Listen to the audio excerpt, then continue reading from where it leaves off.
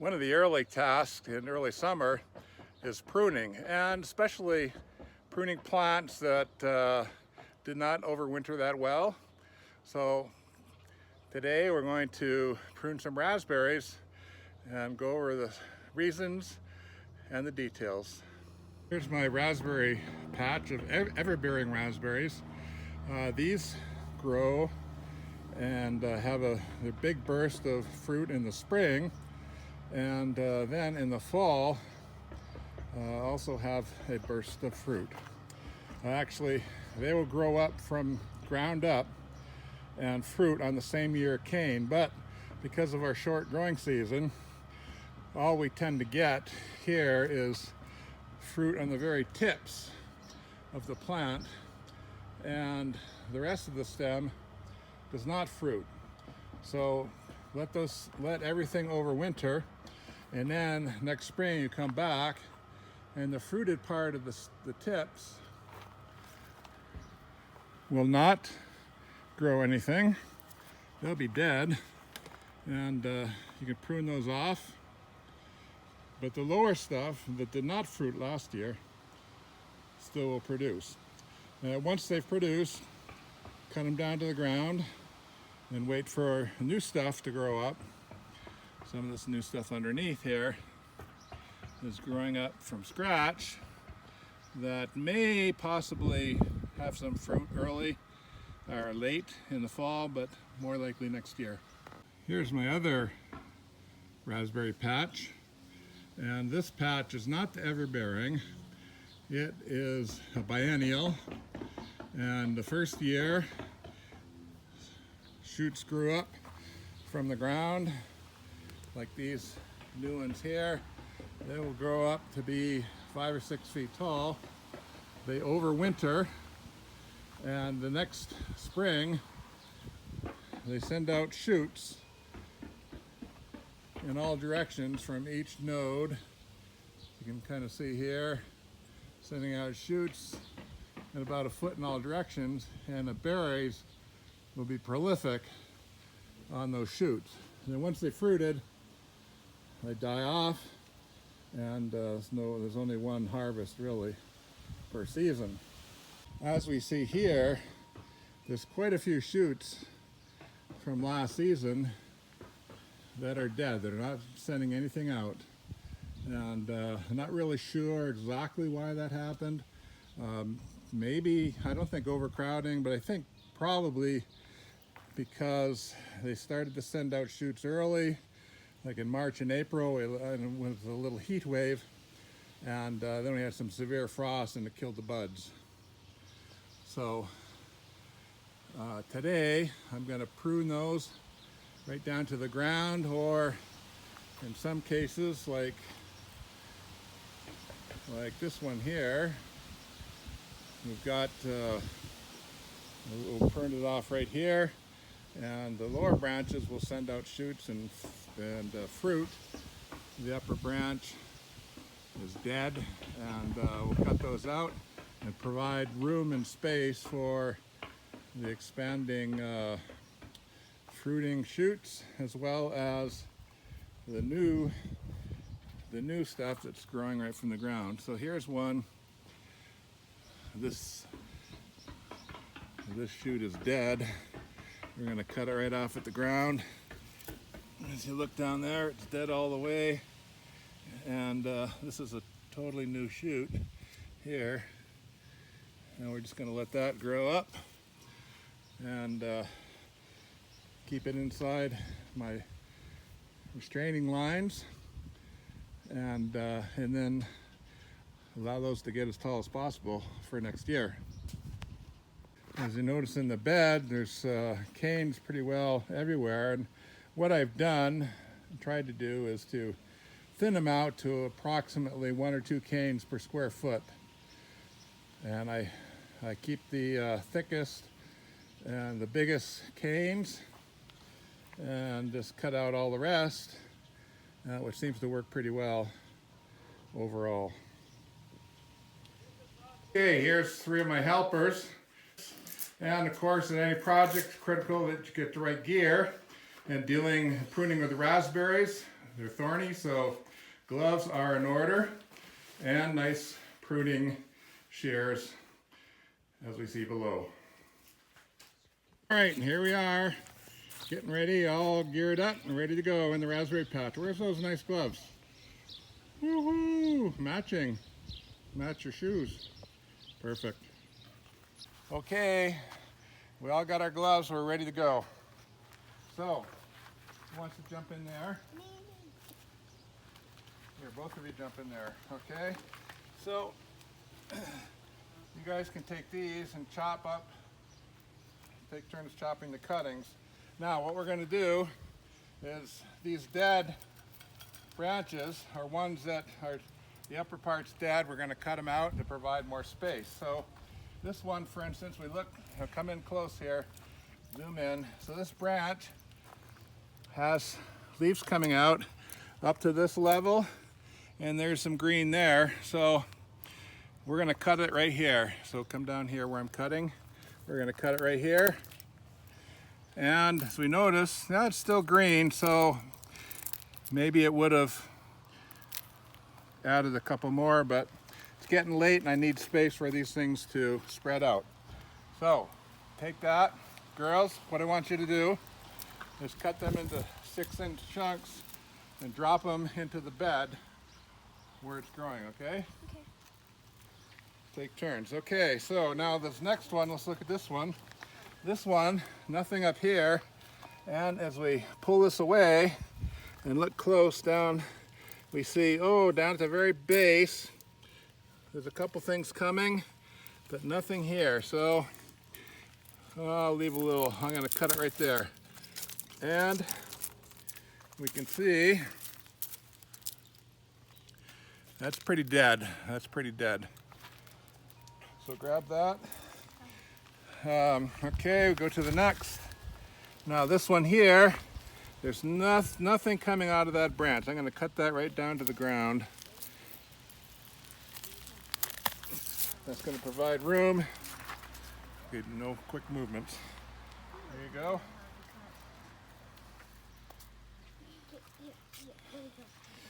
Okay, now this one here, nothing at the base, but the top is good. And I'm just going to trim it off at the top. I'll trim it again, drop it in there, mulch in place. Here's another one. Again, I'll leave a couple of nodes. Again, that's a little bit of green, but basically that cane is dead.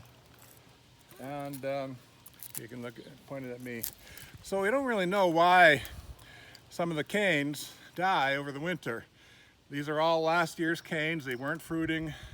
They're growing up and they all should be fruiting this year, but it's a combination of maybe Chinook winds where some of the canes started budding and then we had a hard freeze and it killed the canes. Water, bugs, I'm not really sure why, but this year I've got about maybe 30% of the canes which are not growing. That's fine, I still have lots of others, and if you look at a cane like this, it's got lots of things coming out. Each of those will grow, that's like 2 inches, it'll grow out like a foot to 15 inches all around. So it's going to fill in all this space and provide a lot of fruit.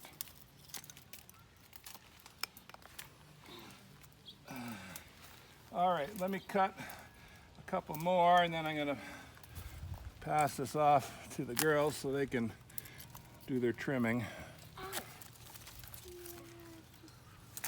Okay, here, use this one. And stick the cane right in as far as possible, and it gets good leverage. Should be able to cut it easily. Okay. Yeah. Let me see that. Stick that cane right in as far as possible. Okay. And then put your hands on the end, as far towards the end of the anvil as possible, and it's like leverage. There you go. You got it. Okay. Here we go. Ready to start. Now you go down on there, you examine it first. How far do you want to go down? So you've got, oh, let's look, there's nothing growing out of that. All the way to the base, so you can go way down. Yeah, go right there. Yeah, squeeze it off. Perfect. Okay, lay that down there for a minute. Let's look at this one. Okay, we've got some coming out there and there, so maybe come up here. And maybe another one or two will come out. Nice. And this one's good, all the way to the top. And how about this one right here? Let's just finish off with that. So no, you got good branches here. So come up a couple of nodes above the branches. You got it. All right. Yeah, we have some more. So kids are working, and you can see the impact of the thinning, or not the thinning, but the cutting back these dead branches. It's pretty drastic. But each of those little stalks will grow up and extend. And as we look in detail, these are the fruiting stalks. Again, they're about 2-3 inches now. Each of those little grayish green orbs are flowers. They'll come out, and the stalk itself will grow out to about 12 inches and get a whole bunch of fruiting stalks on it, and they'll have a lot of harvest. Okay, here we're pruning this red wings, hot wings maple, and I pruned out the base to provide sun for this bed, which is good, but it was too much, and I wanted a tree that the kids could climb, and it was too far. So there was a little thing sprout that came off the trunk a couple years ago, and I let it grow, and it's growing out, and now I got to prune it again so that this thing comes out this way a bit more. So when you prune relative to, so zero in here. So this thing's coming up, and then there's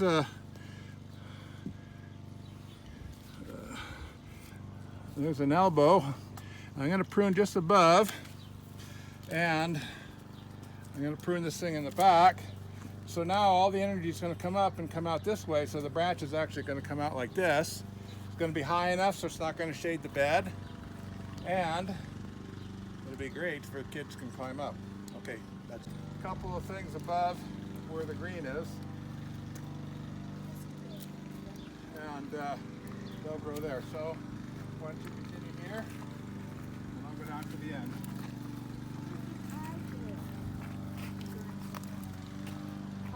Yeah. What can I do? Okay, you want to trim some? Okay, so this one, it's down, oh look at that one. Nothing. Has nothing. This has some that came out and they died, so they're probably killed by frost. So cut it right down by the ground. Okay, squeeze it, come on, push it in all the way. Push it in all the way. Okay, squeeze it, come on. Okay, okay, now here's another one. It's dead, so right to the ground. So do the same thing, push it in all the way. There you go, squeeze it. You got it, nice. Okay, here's another one right here. Now let's examine. Little. Okay, because it has some life low down. All right, this is the top 2 or 3 inches. It's good. This one here, no, that's life there. So yeah, in there, that's pretty good. That one will leave. Okay, here we are at our Jerusalem artichoke bed. Now, as you can see, nothing's happening. Oh, maybe there's a little bump there. A couple things here that might be Jerusalem artichokes. Very delayed, so it's kind of disappointing. But at the same time, here's our potato barrels. These are garbage cans with about 8 to 12 1-inch holes on the bottom of each for drainage, and they're doing great. I just filled up the dirt on these about 4 or 5 days ago, and that one's grown almost 8 inches, and this one has grown almost a foot. So we're gonna get some more dirt. So if you girls want to grab in that bag, okay, reach down, get some dirt, and then sprinkle it over these potatoes.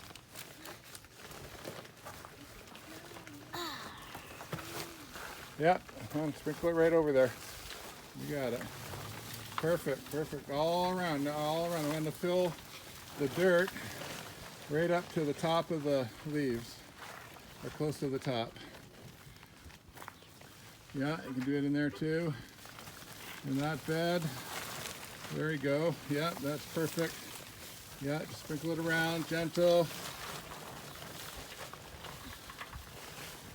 You got it. This is hilling up our potatoes in the buckets. Now I've seen different people try buckets, but normally they do a lasagna method and they put potatoes at several levels in the bucket. Now I only put potatoes at the very base on about 6 inches of compost at the base, and you know they've got about 2.5 feet to grow vertically. They keep filling, so we'll see if we get potatoes all up the stem right to the top of the bucket, which would be amazing. But anyway, it's doing pretty good so far, and we'll see what happens. There's my potato healers working away, working away. Keep filling, come on. We use up all that soil. I want the dirt right to the top of those leaves. We got 6 inches to go in that one, and that one, and in the bag, I can't really see it, but need some more. Sprinkle it around. Perfect, perfect.